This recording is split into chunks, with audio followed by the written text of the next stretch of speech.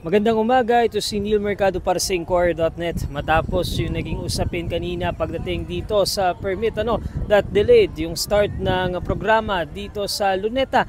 Finally, nakaset up na itong entablado para sa Baha sa Luneta 2.0, isang kilos protesta para kondenahin yung korupsyon na nangyayari sa ating gobyerno pagdating sa pagpapatupad at pag-implementa ng mga flood control projects natin dito sa ating bansa. Kung nakikita nyo, nandito sa likod ko, yan yung entablado na gagamitin para dito sa programa that was supposed to start around 9 a.m. Pero dahil nga sa delays, we're still waiting for the program to begin. Pero we're now expecting na balik sa normal ang operasyon at ang programa dito sa Luneta. So the program is supposed to end around 11:30 in the morning at matapos nga yung programa dito ay magpaproceed, magmamarcha papunta naman doon sa Menjola kung saan gaganapin yung isa pang programa. We now have some crowd estimates according sa Manila Police District.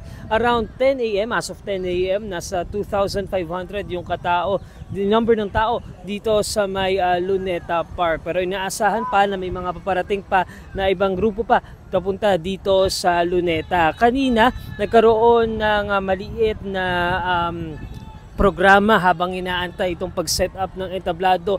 Nagkaroon ng parang isang symbolic performance at nandun nga si ACT Teachers Party List Representative Franz Castro, nakisali siya doon sa symbolic act na yon, na kung saan yung mga katipunero na may hawak na bolo nilalabanan yung mga government officials na allegedly sangkot sa korupsyon sa flood control projects dito sa ating bansa. So as we know, ngayon inaalala din natin, today we celebrate Andres Bonifacio Day. So very symbolic yung naging performance na yon.